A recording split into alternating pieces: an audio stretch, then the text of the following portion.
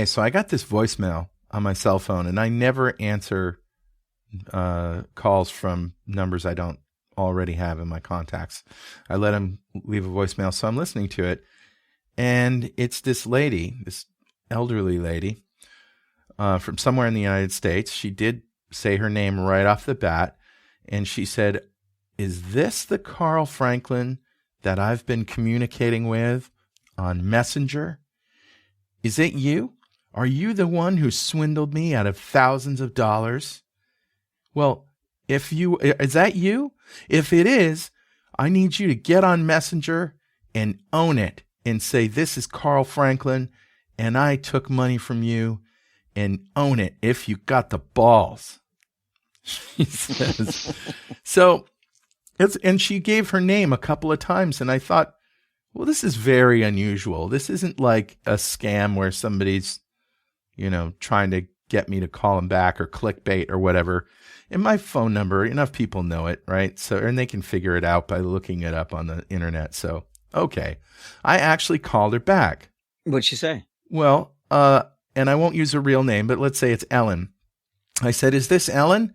And she says, "Yes." And I said, "This is Carl Franklin. I'm from Connecticut, and you left a quite threatening message on my voicemail. And I called to tell you that I think you have the wrong guy. I mean, it's not me.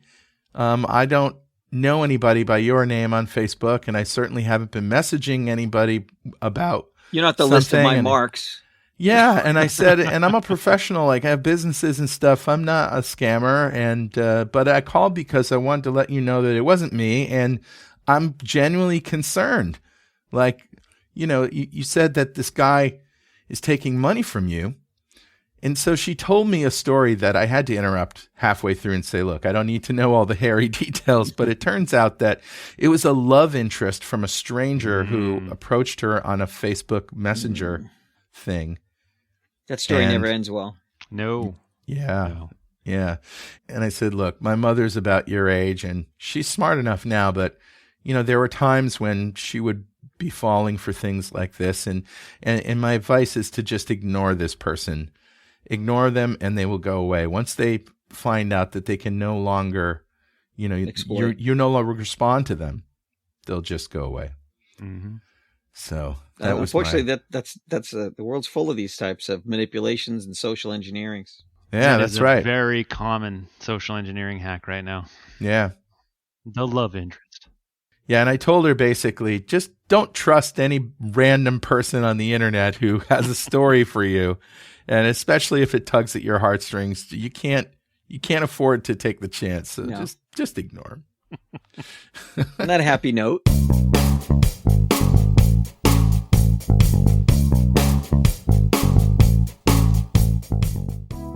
Hey, Patrick. What's up? Hey, Carl. How you doing? All right. What's up, Dwayne? Hey, how are things? We got the band back together this week. Woo-hoo! I'm sorry I was missing last week. We missed you. Well, you missed about 10 really good stories, but I'm sure you know them. Yeah, I've been keeping track. Yeah. Because you religiously listen to our podcast. Exactly. Yes, right. Good for you. Good for you. So as always, we're trying to, when we listen to these stories, we try to establish what the theme or the name of the show will be. So I'm just going to hand it over to you, Dwayne. What's the first story that we're following this week? So the first story we're following this week is is interesting. There is a TeamViewer fake expired certificate breached by IIS. There's a lot in there. Okay. We should unpack that. What's TeamViewer, by the way? Good question. So for those of you who may not know, TeamViewer is a fantastic application for remotely controlling your computer. Computer professionals call it remote administration, and hackers call it RAT, which is a remote access tool. But either way, it's a way of remotely controlling a computer, and it's a legitimate piece of software. Okay. But the interesting twist here is there's been an uptick in hacking groups breaking into web servers. And then what they'll do on that web server is actually post what looks like a legitimate expired SSL certificate page. Okay. And they will tell the user they need to update their browser. Huh. When they do that, the executable they're downloading is actually a remote Trojan that will install TeamViewer so that they can watch all your key clicks, turn on your camera, download files, do all sorts of wonderful full things. control. God. So there's a lot going on here. Because, interestingly enough, TeamViewer is a legitimate application and can be installed without tripping any alarms or any antivirus because it's not technically a virus. Yeah. They're social engineering people by showing them a page that looks legitimate. Just there's an error and you got to fix it by downloading an executable over the internet. Hint to our viewers: if you ever go to a web page and it says you need to download an executable to fix a problem, No, Don't do it. run away. First of all, why would the user of a website be able to update a security certificate for that website? That is fantastic. I think they pose it as there's a problem with your browser, not the website. Yeah, Hey, our website is using the latest and greatest cryptography, quantum cryptography. Yeah. And you need to update your browser, and that's where you run wrong. into issues. It's not us, it's you. Usually you can update your browser just by closing it and reopening it. Nowadays. Absolutely. And you know what? In things like Chrome, in the upper right-hand corner, you will see that orange or yellow, or I don't know, I'm colorblind, the oval that says update when you need to update, and you can click it and it will update. So. Yeah. Wow. That's a good one. But as we talk about these stories, we should try and think of a theme, because I had a real hard time this week thinking of what the theme may be, because we're kind of all over the place. Well, right now it's a mad world. But that's probably about right. It could be the theme for any of our episodes. Yeah, it could. Yes, it could. All right. So is Russia back in the news this week? Well, I got a question. Did they ever leave the news? No, they're always in the news, aren't they? It's funny. Speaking of Russia, I follow a lot of security experts on Twitter, and this week I saw just a hilarious post where someone said, "Hey, listen, guys, when you're tracking hacks down, just realize sometimes it's not Russia." And the series of posts after that were going, "What? Really?" Yeah. It was hilarious. But yeah, so there's interesting new tactics that the Russian group is using. There's a new article out on Bleeping Computer. Russian state hackers use Tiny Turla. Turla, I think that's how that's pronounced. Turla? Tiny Turla. It sounds like somebody you go square dancing with. I know, right? Malware as a secondary backdoor, because they already have a primary backdoor, but Tiny Turla is a secondary. All right, so I'm just trying to figure out here what Tiny Turla is. I mean, it's malware, of course, but what kind of malware? It is. Think of it if you're parachuting and you jump out of the airplane and you pull the main chute and it doesn't work. Well, that happened once. Really? Just only once, though. So if you're safety conscious, you might have had a backup chute, and that's what Tiny Turla is. Okay. It's the backup backdoor. And what's interesting about it is it has almost no functionality other than reestablishing connection. So when you install this piece of malware on accident by clicking on something you shouldn't have, or clicking on an email that had an attachment or something along those lines, right? A main piece of malware installs and it's super loud and it has all sorts of functionality. And then this tiny little backdoor installs that sits there and waits. And if you have antivirus, that removes the main malware and tries to clean your system up. Yeah. This thing is so small, it's usually undetectable. And they can get right back on your system. So interesting tactics from the Turla APT group. When I first saw the name, I thought it was Tiny URL, and then I realized it had extra letters. Oh, yeah. Now that's all I see. Thanks, Patrick. Tiny URL was one of those things that they would shorten URLs, like Bitly. Bitly, yep. Yeah. Bitly. It's just still a thing. Actually, still a really great thing if you're trying to send links out to have people click on stuff they don't know what they're clicking on, which is kind of nice. Which is probably not something we should encourage. Yeah. Right. So the interesting thing about this particular hack, though, is not that it's super sophisticated, but it shows that even normal approved applications that may be on hundreds of thousands, if not millions of networks out there and legitimately are used, can be sort of morphed into, nefarious uses. Well, I have a story. We Ooh. we were once looking for support on for a customer for QuickBooks, and somebody had searched for support phone number for QuickBooks on Google, and the link that came back was an 800 number, an 866 number. And when they started talking to the person, they said, "Oh, I need you to download TeamViewer." Oh man. And I found out, and I'm like, "Wait a minute, they don't use TeamViewer. That company uses their own little proprietary thing." And so I went and I said, "What link did you use to get that phone number?" And they showed me, and I saw that it was just somebody had put an ad in, and so they got to the top of the ranking so that their phone number, and they could pose as support. But they had almost installed the software and given them complete control of the financial system. I hope we're not giving ne'er-do-well people ideas for their next career path. I don't think we are. That's most of our downloads is just ne'er-do-wells and notepads. Yeah. It's like, I need to commit the perfect crime. I'm going to listen to Carl, Dwayne, and Patrick. Security this week. They'll show me how to do it. Maybe that's the name of this episode is Ne'er-do-wells Welcome. Oh, gosh. The perfect crime. That's awesome. So, oh my God. You remember we were talking about the oh my God bug? Yeah, you talked about it last week, didn't you? Yes. Yeah, we talked about that last week. Yeah. So now there's some new developments in that. Microsoft is asking Azure Linux administrators to manually patch these bugs. Why is that? Is that not standard procedure? Don't things get patched automatically? It should. But this one's weird. This one's weird because the exploit was automatically pushed down to your VM by Microsoft. Wait a minute. Now they're saying you need to manually go in and remove it. Wait. So patch. If you caught the bug, it was because the patch was bad, but it was an automatic patch. Yes. Yeah, it was an automatic feature, diagnostic sort of feature that was pushed down. I see. So are they asking people to do it manually to just ensure trust? Yeah, I think it's more as a stopgap for now. I think that ship has sailed. Yeah. The trust ship is gone. The USS Trust ship sank in the harbor. Trust me, what could go wrong? Yeah.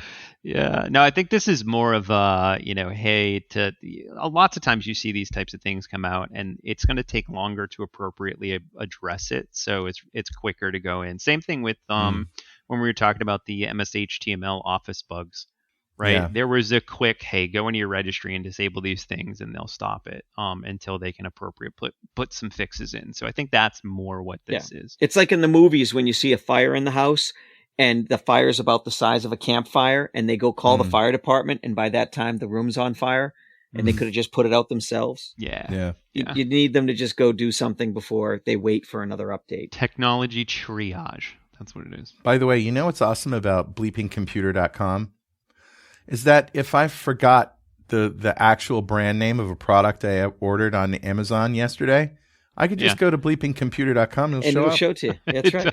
It does this right there. Which is awesome. What's scary is if you just mentioned it's like having a little reminder, wherever you go. It would be more scary if you mentioned it in front of your Alexa and then it shows. By the way, that's a reason to use a virtual private network like ExpressVPN or something like that. Mm-hmm. Is that the tracking stuff goes away. Right. And then your ads can be in another language, which is nice. That's always fun. Because you got an opportunity to learn another language. Right. Yeah, exactly. I don't know. Me personally, I actually use ad blockers, which are kind of nice too. Yeah. I, by the way, went to this Indian restaurant locally, and the guy spoke broken English, but he didn't really understand much. And I found out that he spoke Hindi. And so when he comes to the table, I whip out Google Translate, and I speak what I wanted to order into it, and then I play it for him. I hold it up to his ear, and he goes, okay, so what you want?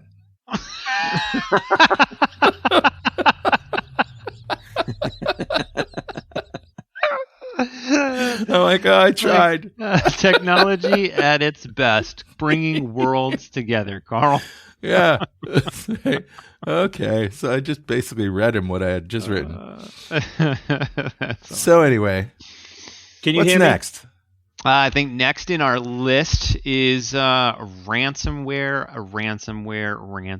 Can you hear me? Yeah. So nothing new, right? We always see ransomware, and that can come in the form of an email coming that you click on something you shouldn't, or Right. going to a website, or getting socially engineered, or God forbid, searching on Google for support on a product apparently, and reaching the wrong site. This is ransomware of an agricultural group, which the agricultural group New Cooperative Group, very detailed name. I believe it is the 50. If I'm looking at this article right on the Hill, it is the 51st largest agricultural group, representing 40% of the nation's grain. So it sounds small, but it's actually a relatively large size agricultural group. They're Iowa based, so a lot of That's corn. big. A lot of corn. Corn and a lot wheat. of corn. So the interesting part of this one is not the fact that they were ransomware, and that's a shame. And right now, the group is dealing with CISA, the government environment, that's our government group that helps companies deal with these types of issues. Okay. But the real interesting part is they have been negotiating with these cyber terrorists. What? They shouldn't do this that. group, Black Matter, that put the ransomware on their servers, is demanding $5.9 million. And this cooperative reached out to them and said, hey, what are you doing? We're critical infrastructure, and you guys on your website and your mantra say you never hit critical infrastructure. What are you doing? You can't do this. This is crazy. We're exempt. And they replied back and were like, nah, you don't actually fall under critical infrastructure. It's okay. You're just going to lose a little bit of money. So it's interesting to see this dialogue back and forth, like, oh, apparently we're not critical infrastructure. Okay, my bad. It's like, wait a minute, I'm gonna sue you. I need your lawyer's address Right, exactly. so I can send a letter. an angry worded letter. Yeah, I'm gonna send a letter. Can you hear me? You better watch out, you hackers, you. But it's, you know what? The dialogue, if you see this, if you go to this article, we'll give you the link. The dialogue of this back and forth is super professional. There's not a lot of yelling and swearing in there. It's, hey, you know what? It's kind of like dealing with the IRS then, maybe. It pretty much is. Same conversation you would get if you were, trying to get out of paying your taxes, apparently. Yes. Yeah. So, well, I mean, most people will probably try to get out of it somehow if they, but negotiating, that's yeah.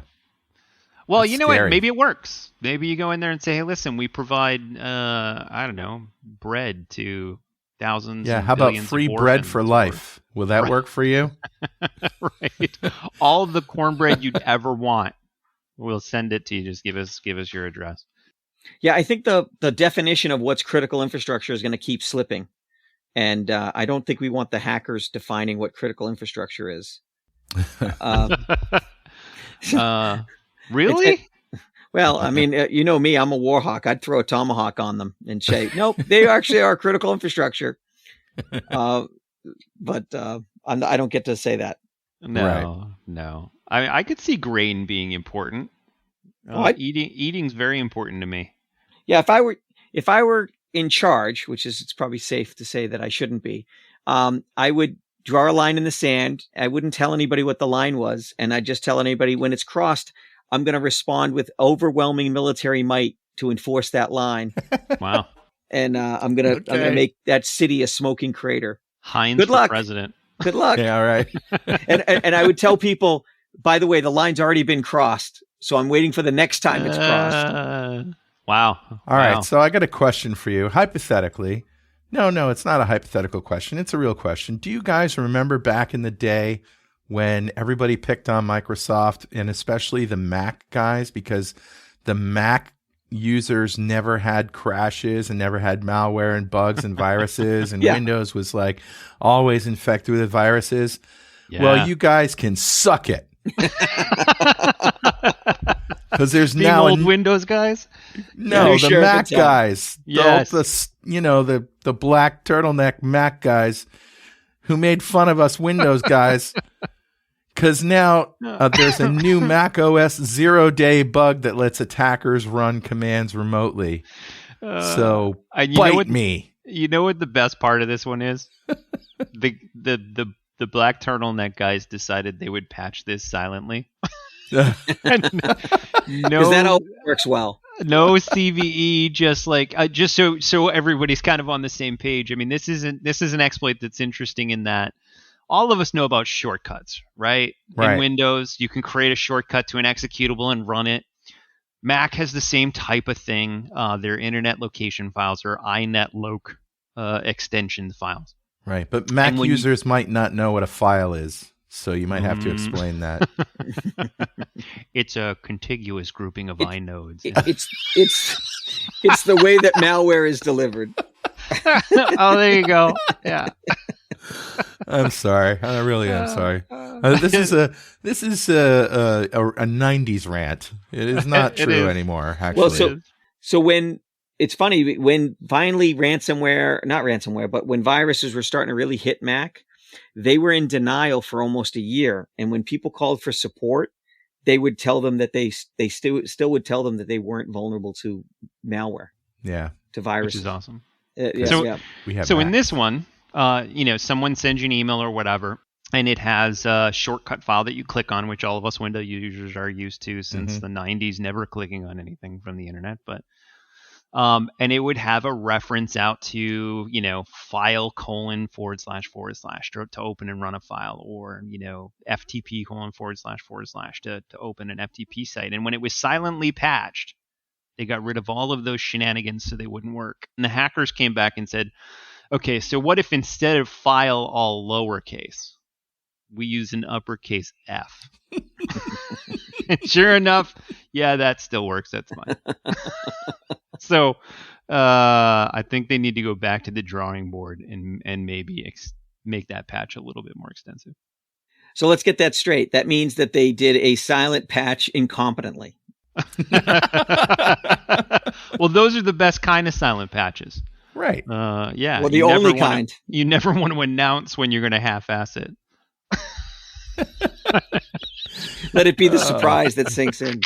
Right. It's like the bank robber that tries to return the money before anybody notices it's gone. I was on YouTube and I heavy ADHD and I get I get it down that rabbit hole, 30 minutes of watching YouTube and whatever. Okay. But I That's did fun. see a video of what caught on security camera.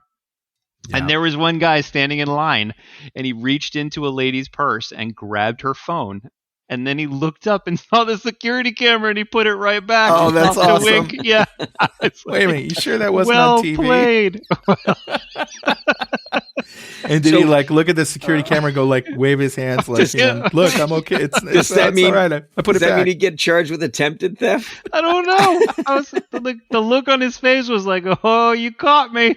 All right, I'll put it back. Oh, That's geez. the getting caught with a hand in the cookie jar. Right, exactly. Okay, auto discovering the Great Leak. I have no idea what this is, but This it's one's bad one. awesome. something you brought up. Yes, this one's awesome. All right, so auto discover.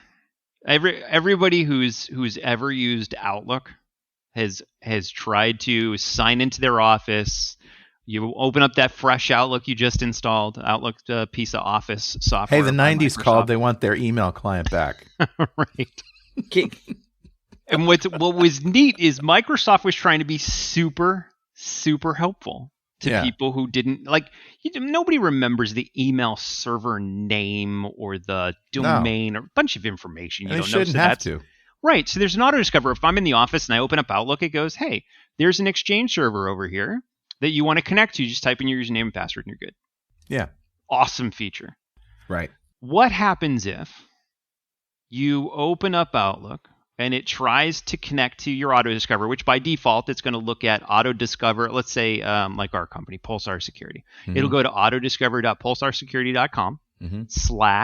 /autodiscover /autodiscover.xml. And it's just a file that explains how the Outlook client should connect to the Exchange server. Okay. What do you think What do you think happens if that doesn't exist? Or you can't reach it because the server's down or something along those lines? That'd be bad. Gets delivered to Eastern Europe. You would hope the Outlook client would go, you know what, I can't get there, my bad. You're going to have to type in all this tedious data. And Right. instead what happens is Microsoft, in their infinite helping, says, you know what, it's not a big deal. It's not a big deal. Let's go to, just pulsarsecurity.com /autodiscover/autodiscover.xml. Are you there? Oh, no, you're not. It's not a problem. Let's try just going to autodiscover.com /autodiscover/autodiscover. That's what? A public XML. repository of email servers? No, they just keep walking up the chain, and instead of stopping at your domain, they go all the way to the root level. So at this point, if I, nefarious hacker, register autodiscover.com as a domain I want, And I'm I guessing will somebody receive did. usernames and passwords of all of those wonderful of them. people trying to authenticate. Many. Wow. So, and what's awesome is it does it per region. So if I'm in, the UK, it's going to be autodiscover.co.uk. If I'm going to be in Brazil, it's autodiscover.com.br or whatever it is. All right. 3 words. Use Gmail. I don't So, think that's 3 words. so there was a security researcher who decided, you know what, this is kind of weird. Let me try and put one of these auto-discovers up on a lark and just see what I get. And from April 16th, 2021 to April 25th, it's not even 10 days, this researcher received 372,000 domain Oh my Windows credentials for people trying to open up Outlook Oh, wow. and typing in their username and password. And he said, well, it's only sending me the cryptographic hash. That's not useful. I don't Right. actually have the username and password. Right. So he then invented a very technical thing called the old switcheroo, which forced their authentication down to basic auth. And he got clear text usernames and passwords. It's insane. So, I always say convenience is the enemy of security. This is a Mm. very convenient thing. Anytime something's convenient, it's too good to be true. You need to worry about it. You need to But be you can't, questioning. but you can't pick on Microsoft. I mean, they were trying to help, right? Well, Yeah, Bob was trying to help too, and so was Clippy for that matter. Yeah. I heard rumor they were going to bring Clippy back, but Yeah, they did. It's called AI bot or whatever. Cortana. Cortana. Yeah, Cortana. Oh, that's awesome. But it's true. Almost anything you do that adds convenience undermines security. That's the old no good deed goes unpunished. Yep. Is that what that is? Yep. Yeah. It is. Yeah. All right. So how about for a title, We Were Just Trying to Help? There you go. All right. So the next one is back to ransomware. Hey. But this is like a sitcom story, isn't it? It is. It is. Hey, I got a joke for you. What do Okay. what do the latest APT ransomware attackers and magicians have in common? I don't know. Patrick, anything? No. I'm afraid to guess.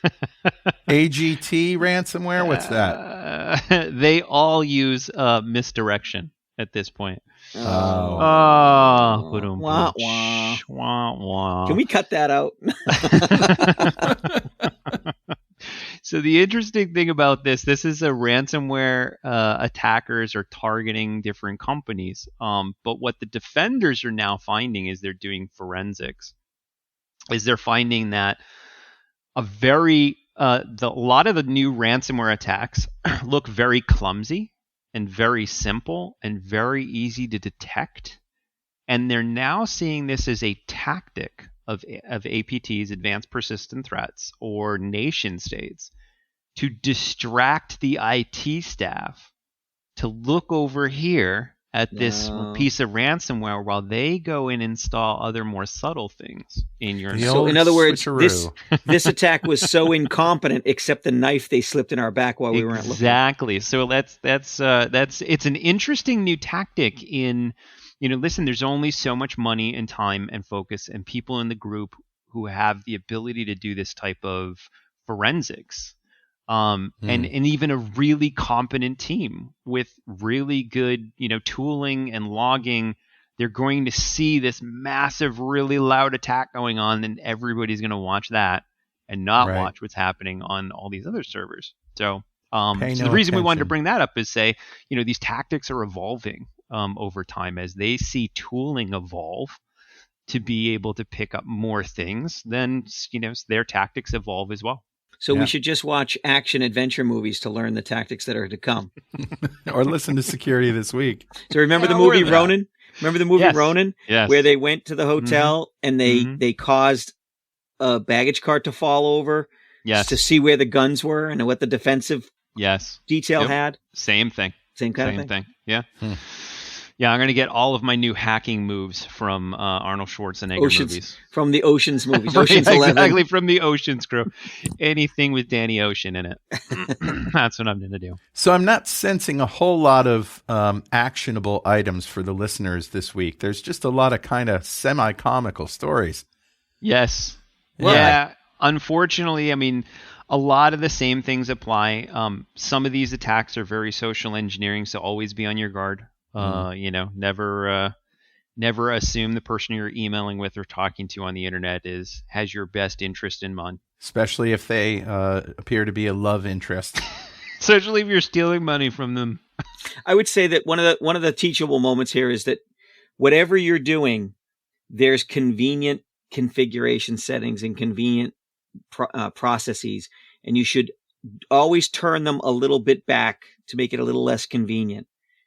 Yeah. Based on how much security you want. Unfortunately, when you look at like the zero trust profiles the military is implementing, those are super inconvenient. Not a lot of convenience there. It's just the absence of convenience. That Right. that which Right. does not kill us That makes makes us sense. stronger. You can't live Spartan in Athens. When you're dealing with anything, what you should do is once you get the settings to exactly as convenient as you want, you need to reset them back a little bit to get a little bit more security. Unfortunately, the military and the most secure organizations, security is paramount and convenience is secondary. Right. There's just no other way to. It's an inconvenient truth to steal Right. a phrase. Okay, finally this week, a high-severity RCE flaw disclosed in several Netgear router models. And if you were paying attention before, you know that Netgear is like a brand of Wi-Fi router home stuff that you would get at Best Buy. They're not like Cisco that is mostly in companies, although some companies might be using Netgear stuff. Yep. So what happened here? Yeah, and this RCE remote code execution. So Very good. Right. in essence, this is touted as anybody can run anything on your routers, and when you dig in, it's not that bad. But you know what's really unique about this story? It involves 11 routers, but you know what's really unique? What? The hacker's Disney. Actually, they're not. What? It's the mouse. Yeah, it is. He's gone dark. It's gone dark. It happens. No. Actually, so interestingly enough, it does involve Disney. But Disney, what they tried to do is they created this Disney Circle family parental controls for routers. Oh, I thought you were and they talking used- about the Lion King. The Internet Circle of Life? Is that? You what- mean the cartoon Hamlet? Yeah, exactly. So what's interesting is Disney created, I believe they were their own routers at one point, and then they also were added into Netgear routers just as a service where you could turn on parental controls that would only allow approved content to kids' devices, which is actually really nice. I can tell you as a parent Good, yeah. myself, I try and turn on parental controls in our house, and my kids following what I do for work know 1,000 ways around most of it. But so it's very interesting. So Disney decided, hey, we're going to create these parental controls. We're going to make it safe for kids to surf the internet, and it was called Disney Circle. The problem came in that even if you didn't turn the service on these 11 routers, the updater in the background still reached out to Disney to continually update the configurations for this Disney Circle, even if you don't have it turned on, you're not using it. And the problem there is they were pulling it down, unsigned, so the configurations could change, and B, they were pulling it down over HTTP, not HTTPS, so it wasn't encrypted. Ooh, double jeopardy. Right. Yep. So, okay, that sounds bad. So how do you exploit it? Well, the way you'd exploit this is I'd actually have to be on your network. I would have to DNS poison Disney. I would then have to man in the middle the traffic for the updater, and then I could push down malicious code and execute whatever I want, whatever. So it's not a super simple thing to exploit. Also known as your Thursday. Yeah, exactly. Right. But not something a script kiddie's going to pull off. No. Okay. So it sounds a lot worse than it is, but if you are running any of these models or routers, it is definitely good to go and update and make sure you have the latest firmware so that some random hacker can't jump on your network and man in the middle your Disney Circle service. Man in the middle, I think, is a technical term for being sort of metaphorically exactly that. The person that is between two parties that are trying to communicate, and you're intercepting things, and you can let's say you're translating between two languages. Let's say it's Hindi at your favorite Indian restaurant, and the man in the middle, and I said, I want a samosa, and the guy tells him in Hindi he wants a pakora. Yep. Yes, exactly. It is exactly that. I would break into your Wi-Fi and I would then poison the network where all traffic goes through me, and then I can manipulate it as it comes down. So if it's not encrypted and it's not signed, then I can change it to whatever I want. So, so the risk here is low, right? Somebody has to be within Wi-Fi range of your house, or I don't know, maybe they deployed a TeamViewer malware to your computer and they're controlling it. But at that point, they have access to everything anyways, right? So, but still always good to patch things. So, all right, guys, that's a show. Dwayne, thank you. Always a pleasure, Carl. Glad to walk through this week's wild side in security, as always. Quite a lot of stories. Patrick, always good to talk to you. Likewise, Carl. Good to see you. All right, we'll see you next week. Hey, thanks for listening. You can find us on Twitter at SecurityThisWK and on Instagram at SecurityThisWeek. And we're also working on a Facebook page and a Patreon page. But of course, you can find all of these episodes wherever you get podcasts and at SecurityThisWeek.com.